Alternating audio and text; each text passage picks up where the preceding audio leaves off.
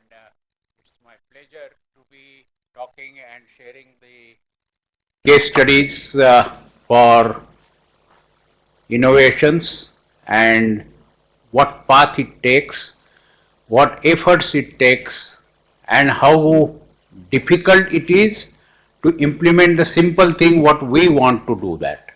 And as we were discussing in the morning session, the challenge for inclusive development, inclusive growth, that is the heart of the ICRISAT's agenda and the mission.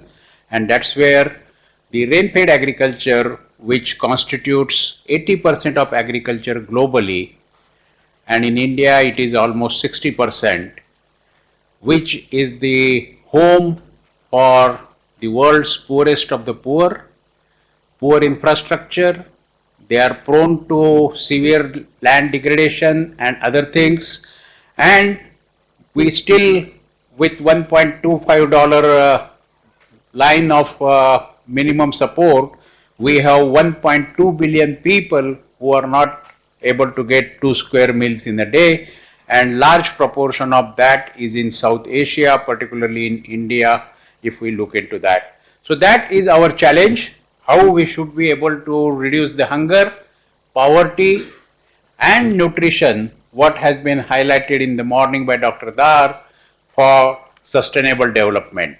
And that is where the challenge comes, that whatever we do, we really need to look into the long term sustainability, and it should not be a freak of one good year and after little bit drought we start begging again to some other places for the food supply. That should not be the case for the countries. The big threat what we are facing basically for the poverty reduction and achieving the food security is that there is a looming water crisis.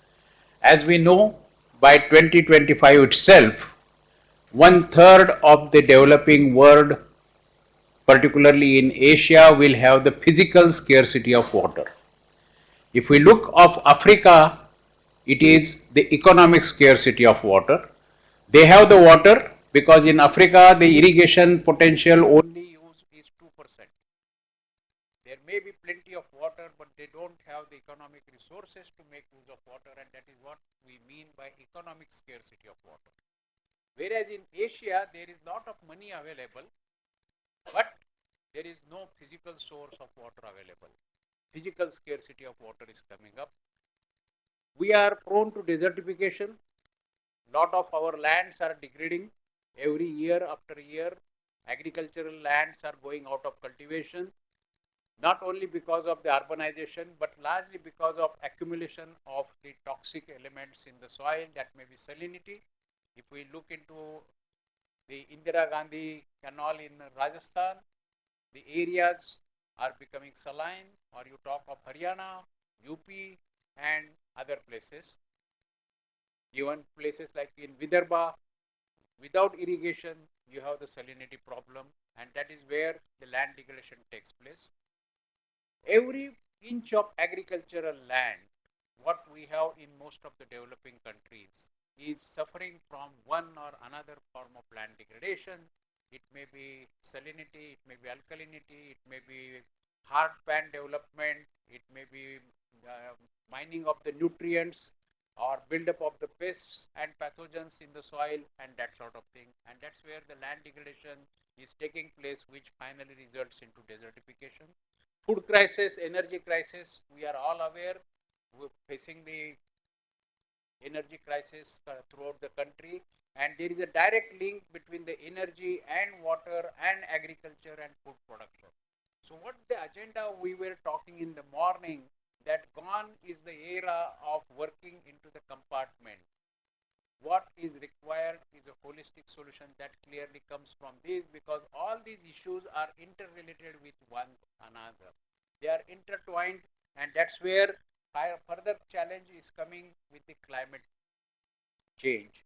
With climate change, the water availability, in particularly in India, even if we are not going to be affected in terms of rainfall change, we may get little higher rainfall, but the unusual events of heavy rains and the long dry spells will be the cause of concern for the India. And that is where our issues of agriculture we need to really tackle into that and take that thing into account. I will restrict myself to the more hard area of rain-fed agriculture because that is the challenge. If we can solve that problem, then definitely the irrigation, which we have already achieved the green revolution, will be definitely able to handle. So this classical experiment on the campus clearly shows that since 1976, if we manage our black cotton soils with 750 millimeter rainfall without any supplementary irrigation, as the farmers manages, it produces on 1.1 ton on an average productivity, which can support 5 persons per hectare per year. But the same land with the same rainfall, if we manage with the integrated management of natural resources with improved cultivars and everything, fertility and pest management, then on an average it has produced 5.1 ton per hectare per year and it can support 22 persons per hectare per year. The message is very straight that for a country like India with 142 million hectare arable land on paper, in actual it may be around 135 for last 4 years, not more than 135 million hectare have been planted. We need this sort of approach rather than this if we have to be self-sufficient. And this gap is not the technology gap. This is simple knowledge gap for the farmers. And that is the challenge for most of our researchers is that how they can transfer this knowledge to the poor farmer who is doing production at 1 ton per hectare. Technologies are there. And this line on the top, it shows the simulation yield that is 7 tons per hectare and that gap between 5.1 and 7 tons is the technology gap. That researchers have to really work it out how to achieve that. With that strong message coming from the experimentation, we had the global assessment of water for food and water for health to assess because food shortages since 2008 became the worrying point for everyone, whether it is US or Mexico or China or India or Africa, everyone was suffering from 2008 onwards because of the shooting global prices. And in that case, we observed that how if with the limited water, if we have to produce more food, what are the ways? And we looked into different countries in Asia and Africa. The picture was same that the current farmers' yields shown in the blue bars here are less by 2 to 4 folds than what can be achieved, which clearly shows that this gap, the yield gap, what we call, can be achieved if we can transfer the knowledge from the farmers to the farmers from the research institutions, which is not happening. So, in case of Bhujetna, that is the one which we are talking the case study now here, we look at the Karnataka scenario at a micro level, at the state level, for different crops starting from kharif sorghum, pearl millet, groundnut, pigeon pea, chickpea, rice, cotton, ragi, sunflower, maize, and the picture is same all around that the current farmers yields were lower by 2 to 3 times than what can be achieved with the current available technology and available genotypes. And that gave us the clear confidence that we can definitely increase the productivity on the farmer's field and for unlocking the potential of rain-fed agriculture, definitely business as usual will not work. So the background of Bhuchetra was basically that government of Karnataka had a constant stagnation of agricultural growth rate from 2001 to 2008. Their growth rate was hovering between sometimes going to minus 0.5 to maximum about 2%. And then the questions, uncomfortable questions were asked by the policymakers, politicians to the department, why should we invest 1200 crores every year in the department if we don't get the growth? At least we can save 1200 crores per annum. And the another point for the policymakers was that although the Karnataka is a Silicon Valley of India was growing, the poor people in the village who are 60 to 65% dependent on agriculture were seeing the stagnation.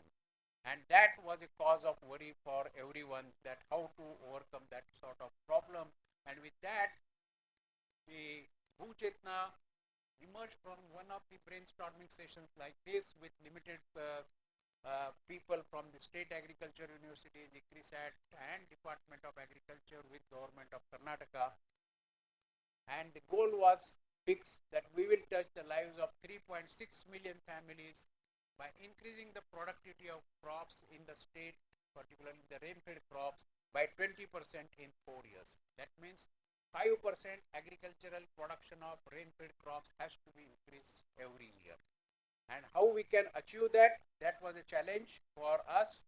So the specific objectives were to produce 20% increase.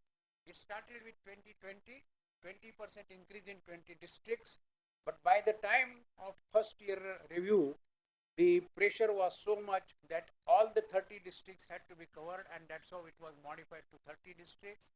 And capacity building was one of the major things, and it was a science-led development of agriculture. We will come to that how this simple thing, what we are taught in the first year of agriculture of soil analysis, still farmers in this country are not aware about it. And there will be number of examples I will give you that how researchers have worked and things don't reach to the farmers. So we use basically the farmer-centric watershed as an entry point for inclusive market-oriented development, because in rain-fed areas, it is the perception of the farmers about the risk that he or she does not want to invest in agriculture because they are not sure that they will get the return back because of the drought situations or the unpredictable monsoon. And that's where we try to cushion that by adopting the integrated watershed management approach, storing more water in the soil as a soil moisture that we call green water, and then the runoff water for supplementary irrigation through groundwater recharge and other things. And that's where we looked at a holistic approach. And this holistic approach in Bhuchetna was starting end-to-end solutions of any intervention we make it. Let it be either cultivar or soil fertility or market, whatever it is, it has to be end-to-end solution for that, and then we cannot do that in a box as we generally happen to do. We can go and invest all our energy and establish a nice in, platform of 5,000 hectares and show that this is the model which is developed. But scaling up becomes an issue, and that's where then we knew that this job cannot be done by alone by anyone. So we really wanted the sustainability. So we brought all the University of Agricultural Sciences. There are four universities now. We brought the watershed department and Department of Agriculture together. They work under same ministry, but they will not talk with each other. The Commissioner of Watershed is separate, Commissioner of Agriculture is separate, and Commissioner of Agriculture will not know what watershed department commissioner is doing in the same under the same ministry, and that's where the question was how to bring in the convergence. We brought in the community-based organizations with the farmers and also the private companies along with the KSIConnect basically to increase crop diversification and improve livelihoods for incomes in this sort of thing. The strategy was it's a mission mode and adopt the principle of convergence to be implemented, because without convergence, like watershed department does the water harvesting, but the Department of Agriculture provides the seeds and fertilizers to some other areas where the water is not there, and then both the department don't see the impact on that sort of thing. There are a number of schemes. On one side we will give the water conservation, efficient water management. Another side we say that you go ahead and pump out the water as much as you need, no problem on that, and then there won't be any sustainability. So the convergence was very much required. So we ensured that all the government of India schemes and the state government of Karnataka schemes are converged through one funnel, so that all the money available at the disposal of the department is visible to everyone and people can decide where the money should go. Adopt the integrated genetic natural resource management approach, that is seed to food. Generally what happens, as it was indicated in the morning, that we work in the compartment. The breeder doesn't want to talk with the agronomist because I can solve the problem of the food security because of my variety.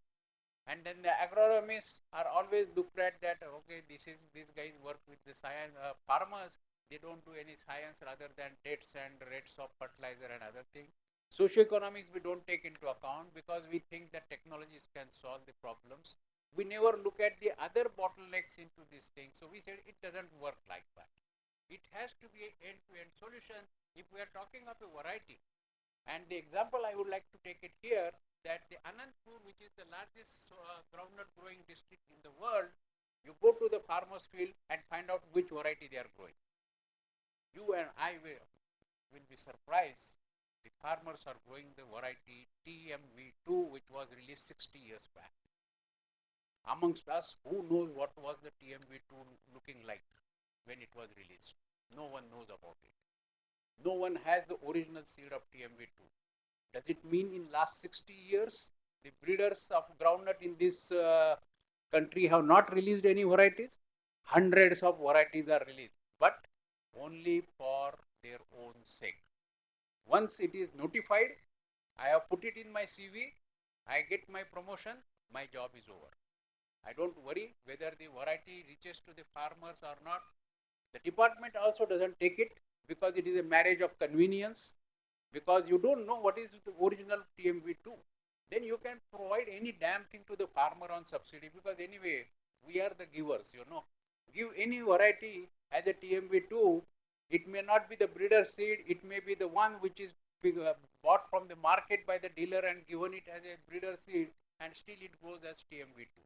And that is where then the question comes, that you cannot have that sort of approach in compartment. If we develop the variety, it needs to be ensured that goes to the extension people, farmers are able to adopt it, and after the farmers have adopted, you have to talk with the department which produces the seed in the state, because private people don't want to produce this sort of thing where they don't have the margins. In hybrids they will do it, but in varieties they don't want to do that. So the state seed corporations have to do this job, and then only the seed availability can be assured. But who will do that? No breeder wants to do, no extension agent want to do, because who will go to the breeding university people and ask them the varieties? Then they will give you 5 kilos of breeder seed. From 5 you have to go to 500. So it's a process, and that definitely need to put it in. For that we said consortium approach has to be there with the government line departments, farmers and state agriculture university. Sustainability will only come when the local mechanisms, institutions are there to take care of anything, whether it is capacity building, whether it is recommendations, because these are the state subjects and universities are well equipped with that. Identify one or two major rain-fed crops, establish the participatory action research come demonstration trials, ensure the availability of quality inputs in a timely manner. Now all recommendations are there of good varieties, good fertilizer and other things. Every year you find that there is a firing in this place because farmers were not getting urea, they were not getting the good cotton BT seed, so that's why they were coming on the road and all that sort of thing. So one has to really ensure the availability of the thing what you recommend. For you and me, we always question the doctor that, okay, what you are writing, will it be available?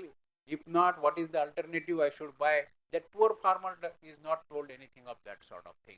We say that NPK, either muriate of potash, single super phosphate or diammonium phosphate, but if that is not available, what to do is not told to the farmers. So we need to really ensure the availability by overcoming the simple bottlenecks, that like a storage space in the taluk level where the dealers are not there, the department is taking the responsibility. Simple provision of hiring a godown for 3 months can solve that bottleneck, and that is what basically one has to look at. Detailed planning and monitoring, that is one important thing which plays a very important role. So in this case, when we agreed for 5%, we also demanded the government that there will be certain things which are non-negotiable. You will have to do it. If you don't do it, then we will not be accountable. So we said we will have to have the weekly meetings with the additional chief secretary in the chair. Commissioners and others, only principal secretaries will attend the meeting. No replacements. To one meeting, someone comes. Next meeting, other person comes. Third meeting, both they say that we don't know what was told, sir. So that's why we will come back next week. Then the progress doesn't work. So we said that accountability should be there, and high level committee, when it was meeting weekly basis, then the decisions were taken then and there. Because if the commissioner recommends, principal secretary recommends, and the development commissioner accepts it, all decision makers are there in that room. Decision is done. Through minutes, the policy is adopted, and that's what the mechanism which we wanted. Second thing was the extension is totally absent in this country. I am sure that many people will ruffle their feathers, saying that how one can say that, but it is the national sample survey which shows that only 16% of the farmers are getting the support from the established extension system in the country. More farmers get the support from the dealers network or from their peer group members, and that is where we knew that this system doesn't work. So we wanted a new institutional mechanism of providing the knowledge base to the farmer, because it was a knowledge based development program. So we said that we would like to identify the lead farmers as the farm facilitators, who will basically the para agricultural extension workers, and these workers need to be trained by the state agriculture university. Then the question came, master trainers. We asked 3 people from each discipline to be trained. University says no, not our job. We can't do that because it's extra job.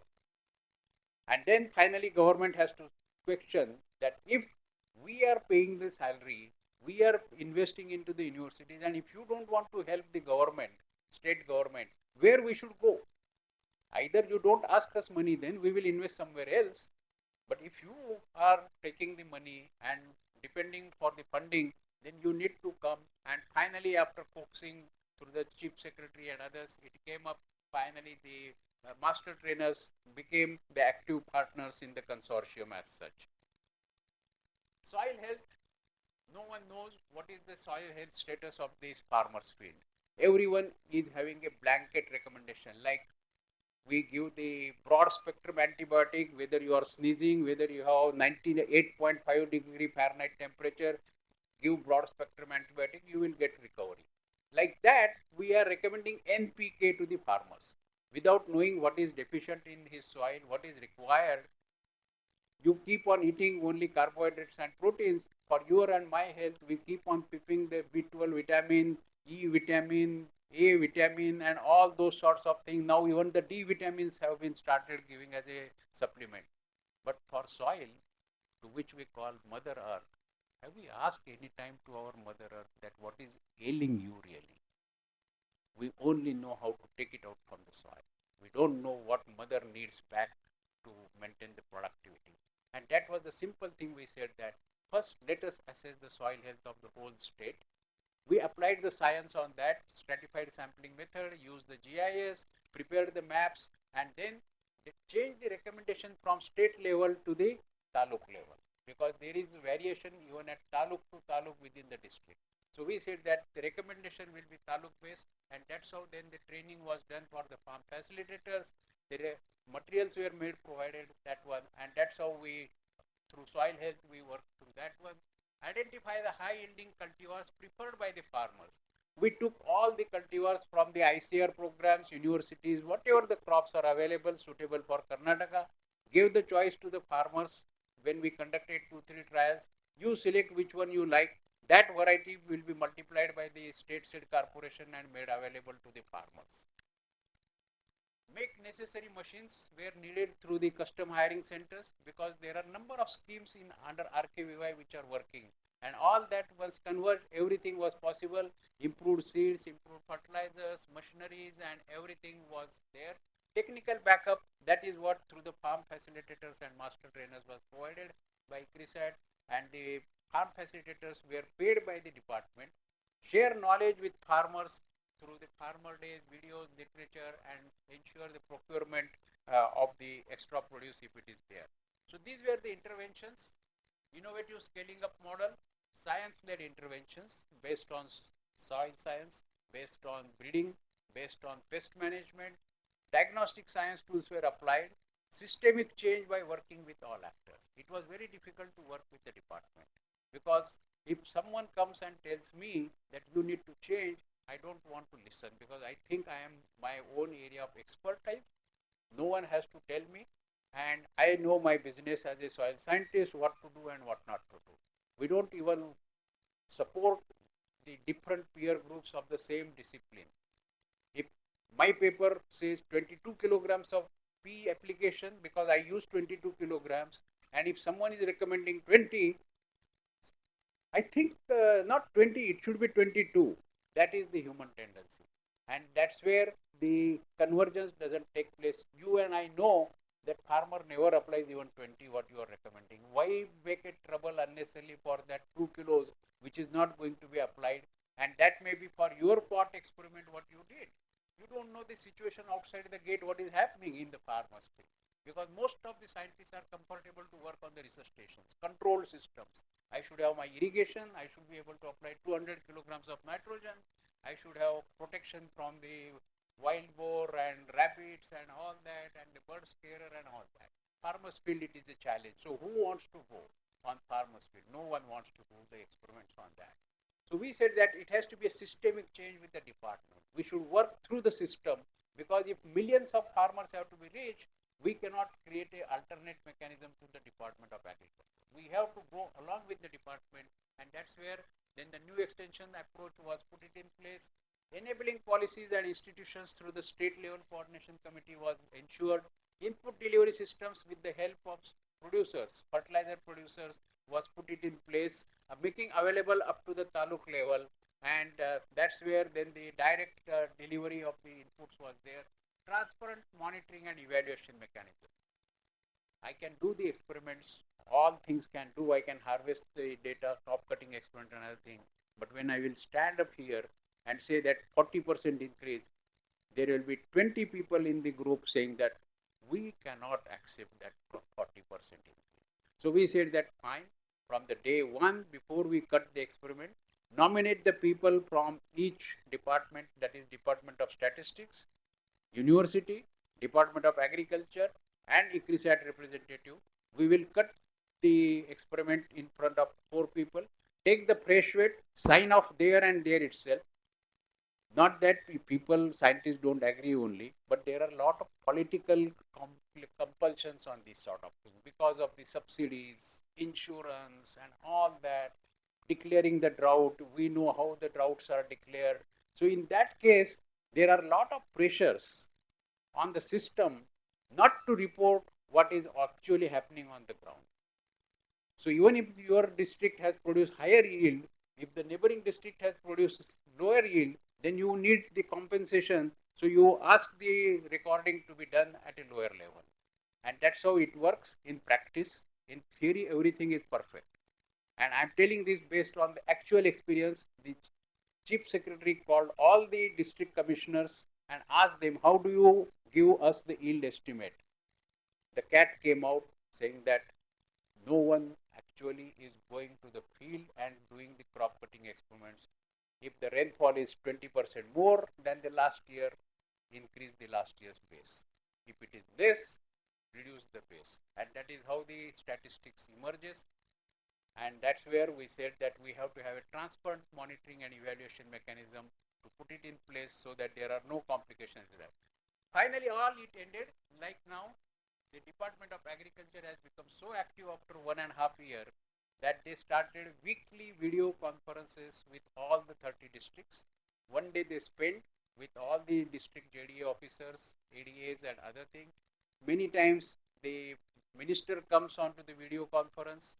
The agriculture principal secretary, commissioner always will be there, and sometimes the development commissioner, that is the additional chief secretary, also comes, and two-way exchange of information, difficulties take place. Most of the issues get sorted out then and there itself. Empowerment of farmers. Soil sampling is simple thing. generally soil scientists will go hire people, do the soil sampling and do the analysis and do. We said no, we don't want to do that sort of contractual thing. Let the farmers know what they are doing. So we said that you collect the samples, we will not pay you anything. We will give you the results. We want you to do yourself the way we wish you to do. You identify whose field should be sampled depending on the methodology given, and then collect the samples and do that.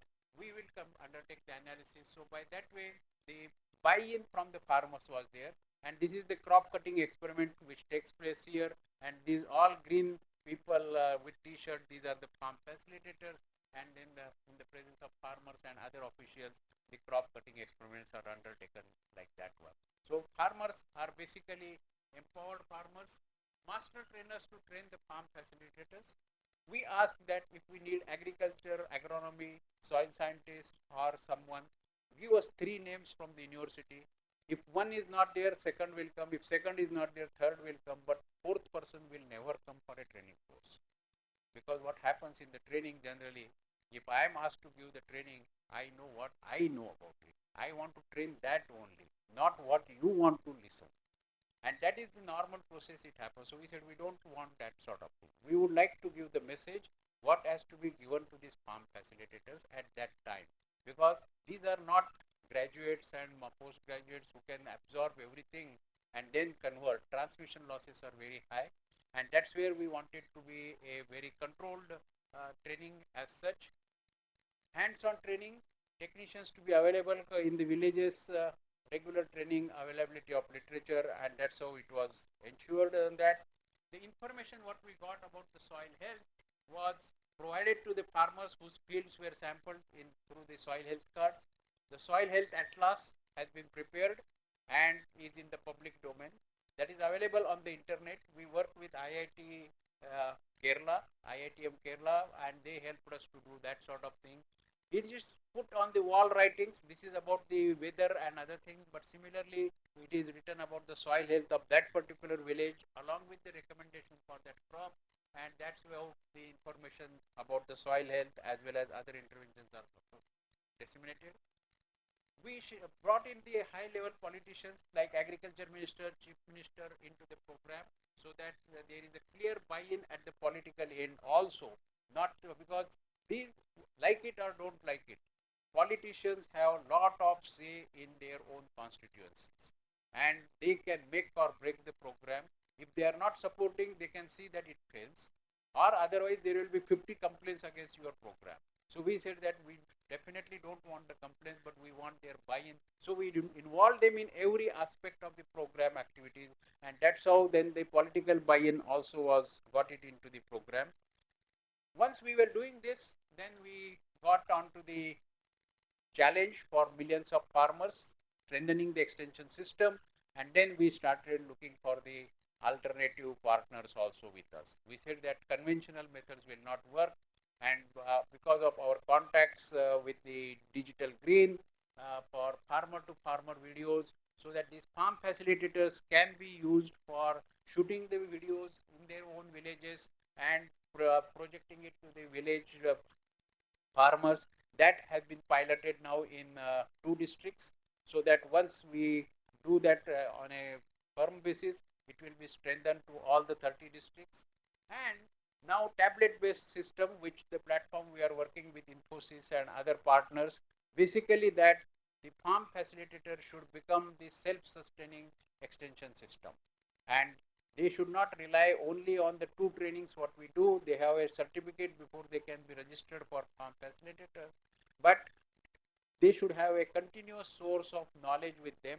So all the knowledge of agriculture is put in Kannada language onto the tablets, and these are the applications developed so that they can use for transferring to the farmers by demonstrating on the tablet itself the pest, diseases, deficiency symptoms, recommendations, so on and so forth, as well as same instrument can be used for data transfer to the headquarter, to the district level and thing, so that two-way traffic can take place between the farm facilitators and that one, and that is also being piloted in 4 districts now. And government of Karnataka has already agreed that they will do it in this year 30 districts, the tablets will be provided up to the farm facilitator who are operating the farmers field schools in the particular districts. Once the technologies and things are there, the benefits of the thing, they are shared through the field days, so that farmers explain to the other farmers how they have got, what they have done, and accordingly then the information is shared. Media plays very important role in these things, so that you have all the best results disseminated to the things, and all this basically resulted into the impacts and outcomes. We started with 0.2 million in 2009, reached to 1.2 in 10, 2.85 million hectares in 11, and for 2012, 3.73 million hectare area was covered with 10,000 farm facilitators, and the lead farmers reached up to 45,000 with all the different crops covering, starting with 1400 villages going up to 26,000 villages by the year 4. The yield averages, as we see, from 2009 in the first season itself, when the crop yields were increased by 20 to 66%, then everyone knew that there is something for us to share in that credit. And that's how then we got the buy-in from everyone, department, universities, and policymakers. It was very unusual. On the floor of assembly, the opposition people were asking why we are not putting more money in Bhujetna, and that is very unusual that the supporting policies of the government, which generally happen for Bhujetna also. 2011 and 2012 were the drought years in Karnataka. In 2012, by July, 46% deficiency of rainfall was there, and by the close of season, 26% deficiency than the normal rainfall. In spite of that, you can see the positive increases in benefits up to 50% are observed. What it clearly showed, good year or bad year, improved technologies produce higher yields than the farmers practice. The base yield might be less, but the benefit from the improved technologies were definitely evident, which clearly showed that the system what we are developing, these are resilient systems. This is not only that under favorable rainfall it works, and under unfavorable rainfall it doesn't work. That is not the case with this technology. We looked at 2012, 2011, when all the 30 districts were covered, and based on the area covered by the under the improved management, we found the extra production was to the tune of 646 crores, which works out to be 130 million US dollar only during the rainy season crop. In one season, government of Karnataka got additional production value up to 130 million US dollars, and that is where basically it makes the win-win situation. The cost benefit ratio for the individual farmers was on full cost, not on a subsidized cost, 1 is to 2.6 to 15.6. That means you invest 1 rupee, you will get 2.5 rupee up to 15 rupees, depending on the crop and the area in which the experiments are conducted on that. That was the impact. Basically, it changed the mindset of the department. The Department of Agriculture has become the lead department in the Karnataka now for other departments to show the new path of this one. Now horticulture and other things are coming up, and basically the other governments like Andhra Pradesh government has adopted Bhujetna, and this year now all 22 districts will be covered with the Department of Agriculture. Philippines also has started under the Philippines Rainfed Area Research Development Extension Program, and Bhujetna principles are taken on 10,000 hectares in 3 benchmark sites, and Tamil Nadu and Maharashtra also are discussing on the similar one. All this didn't go unrecognized. The government of Karnataka got the Krishi Karman Award during 2011 for the coarse cereal production, clearly stating that it is largely through Bhujetna. And of course, Agriculture Leadership Award also was got by the government Department of Agriculture in 2011. Mr. Khan is here, and the best performing state by agriculture today. These were the achievements for that. 4 years were excellent. Everyone got it in. Then government of Karnataka said, we want more. So they wanted other CG centers who are working in India to bring together. We have played that role, catalytic role also. 8 CG centers along with Asian Vegetable Research Development Center. So 9 international centers are working in Karnataka to address the issues of climate change at 4 benchmark locations with systems approach. Let it be livestock, let it be irrigation, let it be uh, horticultural crops or maize or wheat or rice, anything. All the international centers will be there with the Department of Agriculture, and these are the consortium partners working together for scaling up the total system as such, not only the agricultural crop production per se.